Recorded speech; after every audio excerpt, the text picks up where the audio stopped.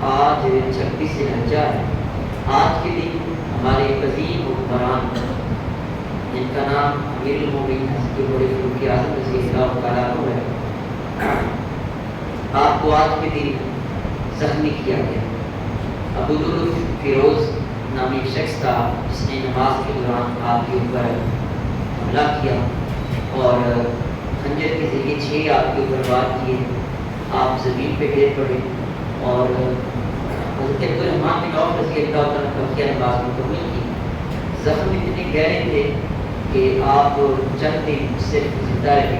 29 ذوالحجہ کو آپ کی وفات ہوئی، یکم محرم الحرام کو آپ کی تدفین ہوئی۔ تو آج آپ کی زندگی کا ایک پہلو آپ کے سامنے سے فرض کروں گا اور میں نے اس کو نام دیا ہے ایک مولوی کی حکومت ہے۔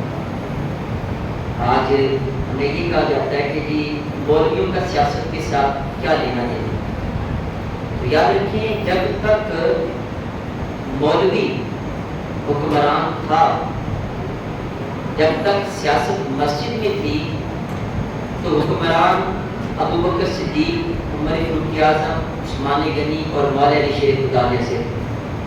اور جب یہ سیاست یہاں سے نکل کے ڈیروں میں چلی گئی اور امیر لوگوں کے پاس چلی گئی، تو اس کے بعد جو ہمارے حکمران تھے وہ آپ کے سامنے ہیں جو نظر آپ کو آ رہے ہیں۔ پوری دنیا میں مسلمانوں کے تقریباً 56 کے قریب ممالک ہیں، لیکن کوئی پرسان حال نہیں۔ جس مرضی ملک کے اندر گھس کے جا کے اس کے حکمران کو شہید کر دیں، ان کے بڑے بڑے فیصد کو اٹھا کے لے جائیں، حکمرانوں کو اٹھا کے لے جائیں، کوئی بولنے والا نہیں۔ یہ بہت بڑی بے عزتی ہے۔ کوئی ہمارے گھر میں آئے، آپ اتنے افراد بیٹھے آپ کے گھر میں آئے، آپ کے ابا جان کو میرے ماں سے پکڑ کے اٹھا کے لے جائیں اور آپ چپ کر کے ہاتھ باندھ کے کھڑے، پورا محلہ آپ کے ساتھ ہو، پورا علاقہ آپ کے ساتھ ہو، اور بندہ آپ کے ابا جان کو گھر سے اٹھا کے لے جائے۔ یہ ایسے ہمارے ملک میں ہوتا ہے۔ وجہ کیا ہے کہ کسی مولوی کی حکومت نہیں، دنیا داروں کی حکومت ہے۔ اس وجہ سے سارے لوگ جتنے بھی حکمران ہیں وہ موت سے ڈرتے ہیں، اور جو مولوی ہوتا ہے وہ موت سے نہیں ڈرتا۔ آپ کہتے ہیں کس سے ڈرتا ہے؟ وہ صرف اللہ سے ڈرتا ہے۔ مولوی موت کو اپنا محافظ سمجھتا ہے۔ مولوی کہتا ہے کہ موت تو میری حفاظت کر رہی ہے، اس کو پتہ ہے کہ اگر اس کو 3 بجے موت آنی، 3 بجے سے پہلے اس کو مرنے نہیں دے گی۔ کون سی چیز اس کی؟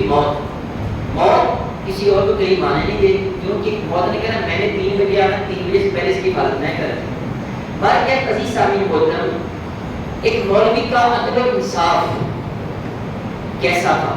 سب سے پہلے عدل جو تھا، یہ 3 طرح کا دنیا میں قائم تھا۔ پہلے ایک یہ تھا کہ کسی بینچ کے ذریعے کمیٹی مقرر کی جاتی، وہ کمیٹی کسی بندے کے بارے میں سب جوڑ کے بیٹھ کے فیصلہ کرتی۔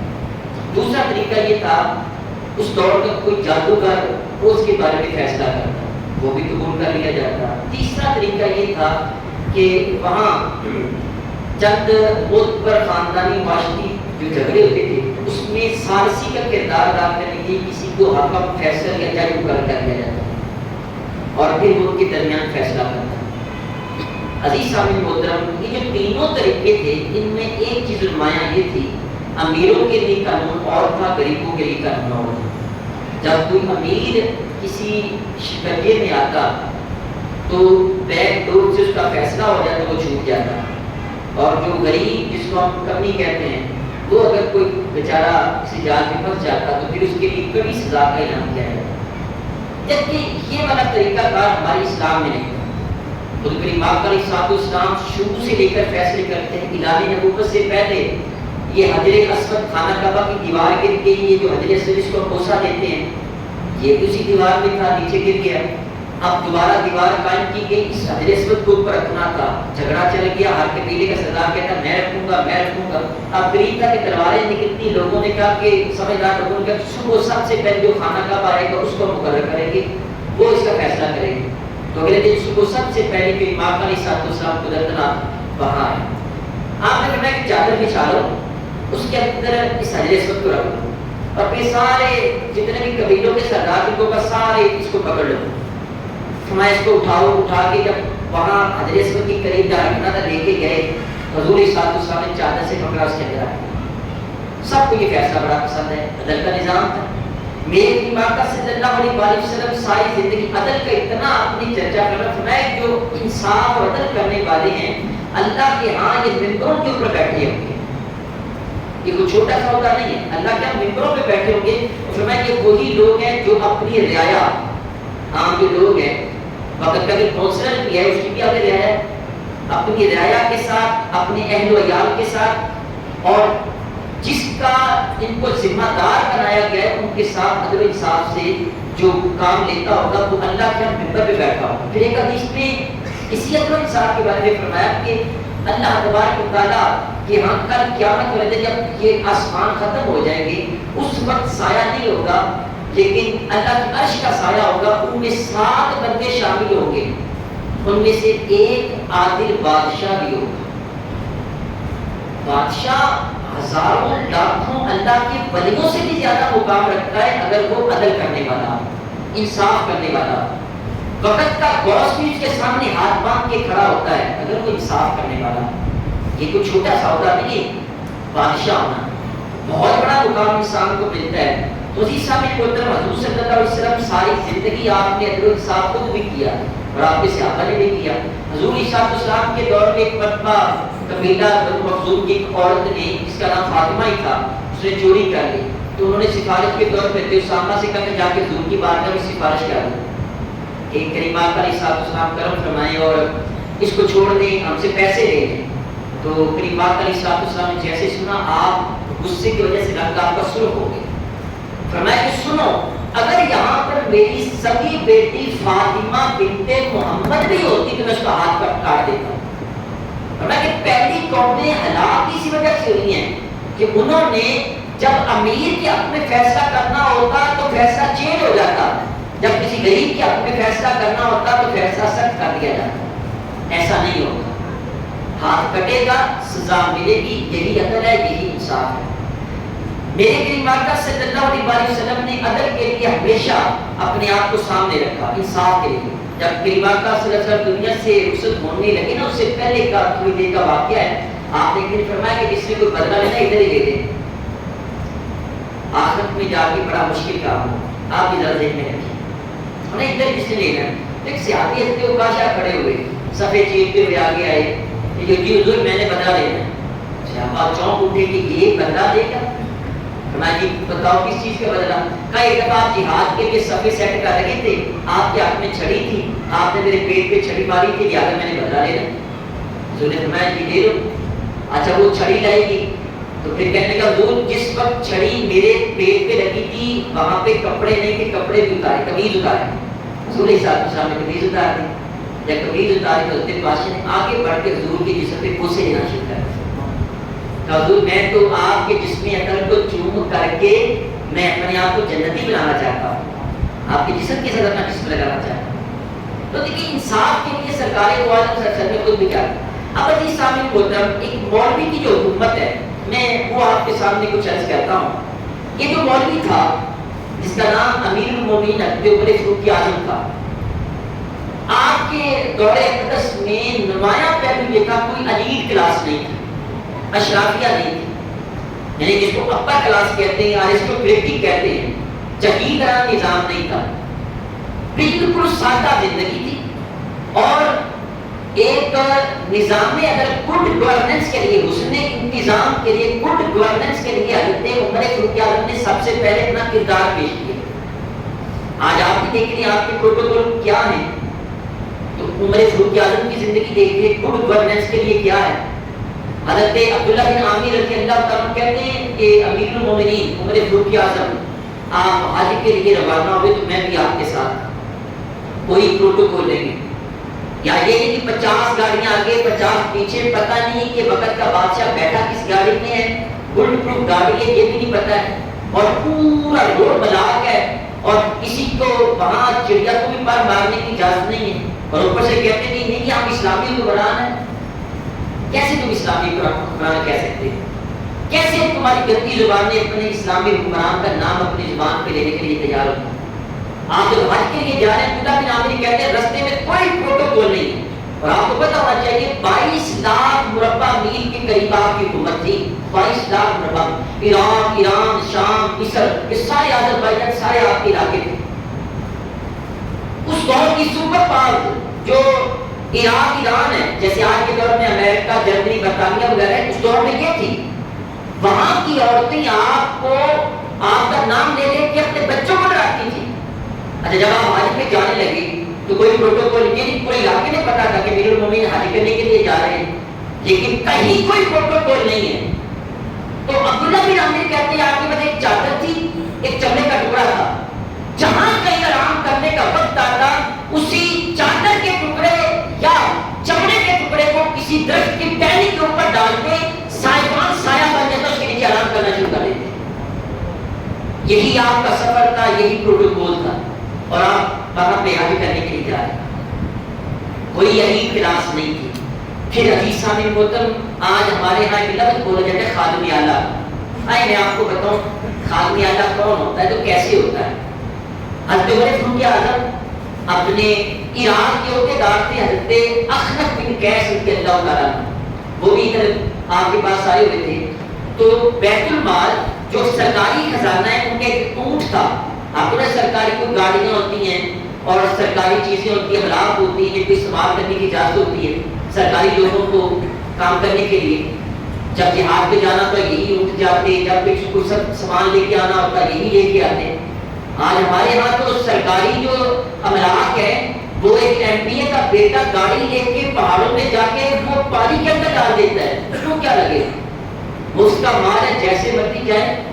ہمارا عوام کا مال ہوتا ہے، ہمارے ٹیکسوں سے پلنے والے وہ عیاشیاں کر رہے ہوتے۔ اچھا وہ سرکاری املاک تھی، سرکاری آپ سمجھیں کہ بی ایم ڈبلیو تھی، سرکاری رینج اوور تھی۔ عمر فاروق اعظم ساری زندگی آپ اونٹوں کو سنبھالتے رہے، آپ اونٹ چراتے، اونٹوں کے اندر بڑے ایکسپرٹ تھے۔ اخنف بن قیس کو یہ کہ ان کو اونٹ کی دیکھ بھال کر رہے تھے، اس کو چیک اپ کر رہے تھے۔ ایک شخص قریب سے گزرا، کہنے لگا کہ حضور آپ خود لگے ہوئے ہیں، عراق کا عہدیدار بھی آپ کے ساتھ لگا ہوا ہے، جناب کسی خادم کو کہہ دیں وہ کام یہ کر کے اس کی دیکھ بھال کر لیں۔ آپ اس کی طرف متوجہ ہوئے، کہا اچھا یہ کام کسی خادم کا ہے؟ جی جی کسی خادم کا ہے۔ فرمایا پھر سنو، سب سے بڑا خادم قوم کا میں آپ کے سامنے، ایک مولوی جو حکمران ہے، میں اس کا سب سے بڑا خادم ہوں، مجھ سے بڑھ کے کون ہو سکتا ہے؟ پھر حضرت عمر فاروق اعظم رضی اللہ تعالیٰ عنہ نے تاریخی جملہ ارشاد فرمایا، میں سنو جس بندے کے ذمے کچھ معاملات ہوں یا وہ اگر حکومت میں ہے تو پھر دو چیزیں اس کے اندر ہونی چاہیے، ایک خیر خواہی، ایک دیانتداری۔ خیر خواہی بینیفیشر ہو، یعنی جو اس کا معاملہ اس کے ذمے لگایا گیا ہے اس معاملے کے لے کر جتنے بھی کام ہیں اس میں دو چیزیں مد نظر رکھے، ایک وہ خیر خواہ ہو، دوسرا دیانتدار ہو، ایماندار ہو۔ اور فرمایا کہ وہ ایمانداری، دیانتداری اور خیر خواہی ان معاملات کے ساتھ ایسے کرے جیسے ایک غلام اپنے آقا کے ساتھ کرتا ہے۔ آپ کو پتہ ہے آپ کہیں جاب کرتے ہیں، اپنے باس کو خوش کرنے کے لیے آپ ایفیشنسیاں دکھاتے ہیں نا، جناب یہ بھی میں نے کر دیا، یہ بھی کر دیا، جو وہ اسائنمنٹ دی تھی وہ بھی میں نے کر لی، وہ بھی میں نے کر دیا، تاکہ باس کی آنکھوں میں آپ کا عہدہ رتبہ بنے۔ فرمایا کہ اگر کوئی بندہ وہ وقت کا بادشاہ بنے، کونسلر بنے، M P M L A بنے، وزیر بنے، مشیر بنے، کچھ بھی ہو، تو وہ عوام کے لیے دو چیزیں اپنے ذہن میں رکھے، ایک خیر خواہ ہو اور ایک دیانتدار ہو، یعنی ان کی بھلائی کے لیے سوچے، وہ سو جائیں کہ رات کو اٹھ کے سوچے کہ میں نے ان کے لیے اچھائی کیسے پیدا کرنی، میں نے ان کو فیسلیٹیٹ کیسے کرنا ہے، وہ رات کو اٹھ کے سوچے۔ اور پھر وہ دیانتدار ہو، جو اس کے پاس لوگوں کا پیسہ آئے، جو سرکاری خزانے کا مال ہے، اس میں ایک ایک روپیہ وہاں پہ لگائے جا لگانے کا حق ہے، ایک ایک روپے کے اوپر ایسے ذمہ داری نبھائے جیسے وہ اپنے گھر کے بھی ذمہ داری نبھاتا ہے۔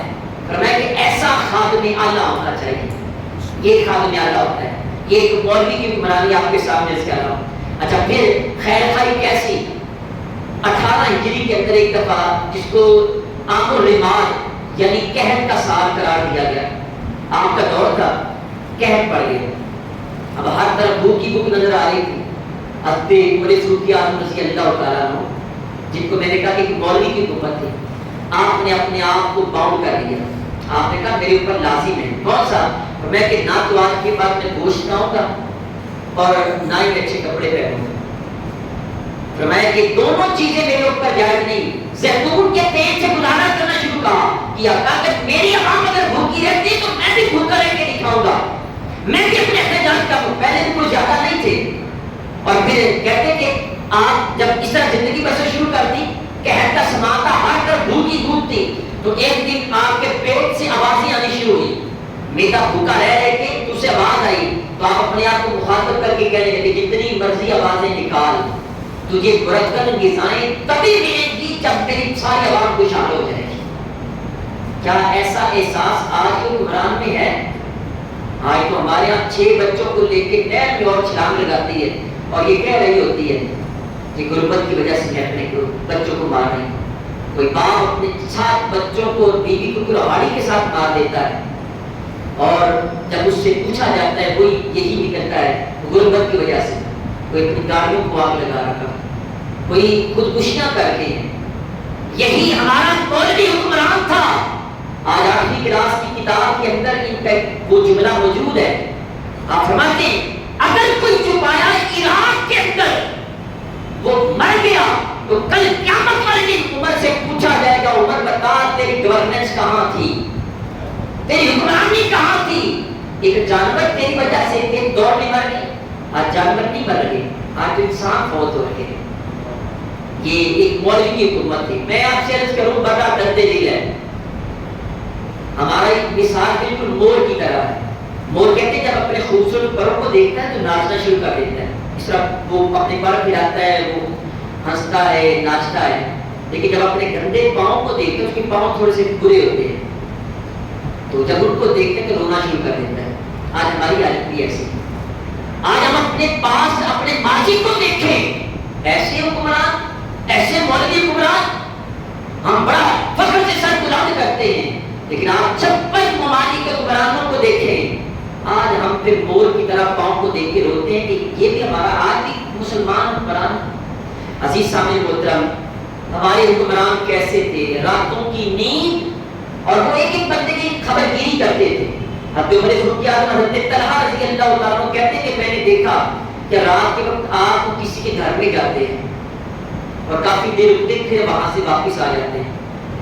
کہتے کہ میں نے کہا کہ میں امیر المومنین کا خبر گیری کروں گا کہ خیریت تو ہے, کسی گھر میں جاتے ہیں جانے. کہتے جب میں نے ایک دن جاسوسی کی, جب آپ وہاں گھر سے واپس نکلے تو میں گھر کے اندر گیا, دیکھا وہاں ایک معذور بوڑھی عورت تھی. میں نے کہا خیریت یہ کون ہے؟ کہا تمہیں نہیں پتا کون ہے؟ یہ آتے ہیں میرے گھر کی صفائی کرتے ہیں, پانی بھرتے ہیں اور گھر کی دیکھ بھال کرتے, خدمت کر کے چلے جاتے ہیں. طلحہ کہنے لگے کہ میں نے اپنے آپ کو اوپر افسوس کیا ہے. تیرے اوپر افسوس, تو امیر المومنین کی جاسوسیاں کر رہا ہے. یہ بھی ایک مولوی حکمران تھا. عزیز سامعین محترم, ہمارا حسن انتظام فاروق اعظم کے دور میں کیسا تھا؟ آپ کی جو گڈ گورننس تھی کیسی کمال کی تھی؟ 5 چیزیں نمایاں کی اس میں. نمبر 1, باصلاحیت عہدیداروں کا تقرر تھا, یعنی میرٹ بیس اپوائنٹمنٹ وہاں پہ ہوتی تھی. وہاں کوئی اقربا پروری وہ نہیں چلتی تھی, کوئی رشتے داریاں نہیں نبھائی جاتی تھی, وہاں کوئی رشوت نہیں چلتی تھی, میرٹ کے اوپر فیصلہ ہوتا تھا. آج ہمارے یہاں چوکی دار کی بھی سیٹ اگر کوئی آئی نا, قسم کا خدا وہاں 500 فون آ جاتے ہیں, ہمارا بندہ رکھا جائے, ہمارا رکھا جائے. جو وقت کا ایم ہوتا ہے وہ پھر اپنے ہی بندوں کو سارے لگا دیتا ہے ہر طرف. میرٹ کی تکیاں اڑاتی جاتی ہیں. یہاں جو لائن فائٹ لوگ ہیں ڈگریاں ہاتھ میں لیے لائنوں میں کھڑے دھکے کھا رہے ہوتے ہیں, اتنے پیسے دے کے لائنوں میں کھڑے ہوتے ہیں اور پتہ بعد میں چلتا ہے کہ یہ سیٹیں تو مہینہ پہلے فل اپ ہو گئی تھی, اتنا کوٹا ایم پی کو ملا, اتنا ایم ایل اے کو, اتنا فلاں کو ملا. ایک چوکی دار کے لیے وزیر اعلیٰ تک فون آنے شروع ہو جاتے ہیں. لیکن عزیز سامعین محترم, فاروق اعظم کا دور ایک مولوی کا دور ایسا تھا جس میں میرٹ کے اوپر کام ہوتا تھا. نمبر 2, احتساب کا عمل وہاں پہ تھا. احتساب کہتے ہیں اکاؤنٹیبلٹی, پوچھ گچھ ہوتی تھی. حکمران ایسے نہیں چھوڑ دیے جاتے تھے. آپ کے دور میں سیف اللہ جن کا لقب تھا خالد بن ولید, ان کو معزول کر دیا گیا. امیر معاویہ کو معزول کیا گیا. سعد بن ابی وقاص جنہوں نے جنگ قادسیہ لڑی, جو بہت بڑی جنگ کی اسلام کے اندر, وہاں کے حکمران کو آپ نے عہدے سے اتار دیا. اور اس کے لیے کیسا نظام تھا. آپ نے ایک جاسوس رکھا تھا جس کا نام تھا محمد بن مسلمہ رضی اللہ تعالیٰ. یہ آپ کے انویسٹیگیٹنگ آفیسر تھے. جب بھی کسی علاقے کے بارے میں آتا کہ جناب وہ عراق ایران کا فلاں علاقے کا کوئی حکمران اس کے بارے میں کوئی شکایت آئی ہے تو آپ بھیجتے محمد بن مسلمہ کو جاؤ. اب وہ جاسوسی کے لیے چپ کر کے ملک میں داخل ہوتے. عام آپ بندے سے بچے سے پوچھتے بتاؤ یہ کیسا بندہ ہے. ان کو کیا پتا یہ کون ہے. ہوٹل میں بیٹھ جانا, کہیں بیٹھ جانا, مسجد میں جانا, لوگوں سے پوچھنا. کسی بندے نے بتا دیا کہ جناب یہ حکمران ایسا ہے, آپ فوراً اس کو پکڑ لیتے. اور پھر میں آپ سے عرض کروں آپ کے دور حکومت میں جس کو بھی حکمران بنایا جاتا, گورنر مقرر کیا جاتا, اس کے لیے 5 چیزیں تھیں. آپ فرماتے نمبر 1 ترکی گھوڑے پر سوار نہیں ہوگا. یہ ترکی گھوڑا سمجھ لیں اس دور کی BMW تھی, رینج اوور تھی, بہت کمال کی ہوتے تھے. کوئی سواری یہ ہوتی تھی یا اونٹ تھا یا گھوڑا تھا, اس کے علاوہ کوئی سواری نہیں تھی, کوئی نظام نہیں تھا ٹرانسپورٹیشن کا. تو فرمایا کہ جو وقت کا حکمران ہوگا ترکی گھوڑے پر سوار نہیں ہوگا. نمبر 2 فرماتے کہ وہ باریک کپڑا نہیں پہنے, کیونکہ باریک کپڑا پہن کے تکبر کی نشانی ہوتی. میں تو موٹا کپڑا پہنے, چاہے گرمی ہو چاہے سردی ہو. نمبر 3 فرماتے چھنا ہوا آٹا نہیں کھائے گا.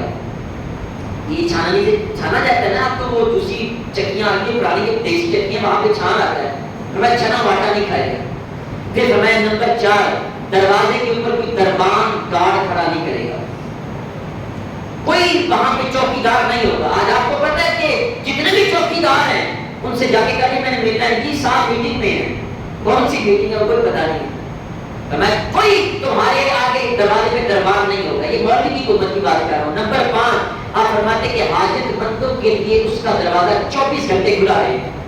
رات کے 3 بجے بھی آئے تو وہاں آ کے کہے جناب گورنر صاحب میرے ساتھ یہ معاملہ پیش ہے, میری مدد کرو.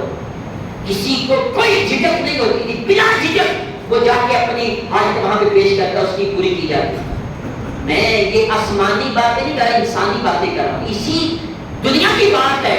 مولوی کی حکومت تھی اور اس طرح کا نظام تھا, اکاؤنٹیبلٹی تھی. نمبر 3 آپ کا نمایاں پہلو یہ تھا آپ کی گڈ گورننس کا کہ شفاف عدالتی نظام تھا, یعنی ٹرانسپیرنٹ جوڈیشل سسٹم تھا آپ کا.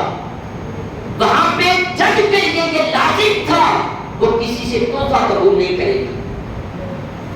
جج تحفہ نہیں. آج جج بعد میں لگتا ہے پہلے اس کی کوٹھی بن جاتی ہے اور جب ریٹائر ہوتا ہے پتا چلتا ہے کہ کئی مربے اس کی زمین بن گئی ہے. تنخواہ کوئی 2-3-4 لاکھ ہوگی, اس سے مربے نہیں بنتے. اس سے بامشکل بچے اچھی تعلیم حاصل کرتے ہیں, تنخواہوں سے بڑے بڑے ایکڑ نہیں خریدے جاتے. اور آپ نے وہاں پہ یہ تھا کوئی جج کی تنخواہ ہوتی تھی, جج کے لیے کوئی پروٹوکول نہیں ہوتا تھا. یہ ہماری گڈ گورننس کی تھی. پھر عزیز سامعین محترم وہاں پر فلاحی ریاست تھی, گڈ گورننس میں ویلفیئر اسٹیٹ تھی, وہ خیر خواہ ہوتی تھی. ان کے یہ نہیں کہ اپنے پروٹوکول ہوتے تھے. جو وقت کا بادشاہ حکمران ہوتا تھا وہ قوم کا خادم ہوتا تھا. اور نمبر 5 سب سے اہم ترین پہلو یہ شورا کا نظام تھا, یعنی establishment of a consultative council تھی. وہاں پہ ایک لوگوں کی شورا بنائی جاتی جو آگے لوگوں کا انتخاب کرتی. حضرت فاروق اعظم رضی اللہ تعالیٰ آج کے دن حملہ ہوگا اور آپ 3-4 دن کے بعد آپ مثال فرما گئے. تو آپ نے 3-4 دنوں کے اندر کیا کیا, آپ نے 6 بندوں کی کمیٹی منتخب کر دی. فرمایا کہ تم نے اگلا حکمران چننا ہے, لیکن اس اگلے حکمران میں سب سے پہلے میرے بچوں کے نام خارج کر کے تھے. میرا کوئی بیٹا نہیں آ گیا ہے. حالانکہ حضرت عبداللہ بن عمر رضی اللہ تعالیٰ عنہ اتنے باصلاحیت تھے. وقت کے مفتی کہا جائے تو یہ بات کم نہیں ہے. اگر وقت کا سب سے بڑا فقیہ کہا جائے, مفسر کہا جائے, محدث کہا جائے, مدبر کہا جائے, عاشق کہا جائے, ساری صلاحیتیں عبداللہ بن عمر میں پائی جاتی تھی, عبد الرحمن بن عمر میں پائی جاتی تھی. لیکن اس کے بعد ان کا سب سے پہلے میرے بیٹوں کو سائڈ پہ کر دو. آج مجھے بتائیں کسی خاندان میں اگر کوئی MP MLA شپ چلی جائے وہ باہر نکلتی ہے؟ نہیں. پہلے دادا تھا, پھر باپ تھا, پھر بیٹا, پوتا بھی آگے آ گیا. اتنے سے بچے کو پیدا کر کے خود اس کے خطرے کرتے, بڑا کر کے اس کو اپنا حکمران بنا کے سامنے کھڑے ہو جاتے ہیں. ہمارے اسلام میں ایسا نہیں, مولوی کے نظام میں ایسا نہیں تھا. عزیز سامعین محترم ہمارا بڑا درشتگاہ ماضی تھا. لیکن افسوس کہ آج ہم نظام عدل سے دور ہو گئے. یاد رکھنا عدل کے بغیر کبھی بھی حکومتیں کبھی بھی ملک ترقی نہیں کر سکتے. اگر عدل ہے ایک گھر کے اندر وہ بھی عروج پائے گا, کسی ادارے میں وہ بھی عروج پائے گا. اگر عدل انصاف نہیں ہوگا تو یاد رکھنا انسان ہمیشہ زوال کا شکار ہو. اور آج ہم ہو رہے, آپ ایک عدل کو قائم کر دیں, مجرم پکڑا جاتا ہے, عدالت میں جاتا ہے, بینک میں پیسے دیے جاتے ہیں, دوسرے دن وہ ہمارا پولیس والا بیچارہ جو اتنی محنت سے پکڑتا ہے تو اگلے دن وہ سامنے دندناتا پھر رہا ہوتا ہے ہمیں بیل کروا دی. عدل نہیں, انصاف نہیں. میں آپ سے عرض کروں صرف انصاف قائم ہو جائے, جس نے جتنا جرم کیا اتنی سزا ملنا شروع ہو جائے, جس کا جتنا مقام ہے اس کے مقام کے مطابق اس کو حق ملنا شروع ہو جائے, تو آج پھر اسی قوم میں سے عمر فاروق اعظم جیسے حکمران دوبارہ پیدا ہو جائے. اب ہم یہ کہتے ہیں حکمران ٹھیک ہو جائے, میں یہ نہیں کہتا ہوں, میں کہتا ہوں آپ ٹھیک ہو جائے. آپ میں سے سارے بندے حکمران ہیں, کسی کے تحت اس کا چھوٹا بھائی ہے, کسی کے بچے ہیں, کسی کا خاندان ہے, کسی کا خالی اولاد نہیں جو بیوی ہے. انصاف کریں آپ جہاں بھی ہیں انصاف کریں. آپ کے ماتحت کوئی ایک ملازم بھی کام کریں, انصاف کریں. اگر آپ انصاف کریں گے تو پھر آپ کے انصاف کی وجہ سے حکمران بھی آپ کو نیک مل جائیں گے. اللہ تعالیٰ کی بارگاہ میں دعا ہے جو کچھ بڑا سمجھ کر عمل کر کے آگے جانے کی توفیق عطا فرمائے.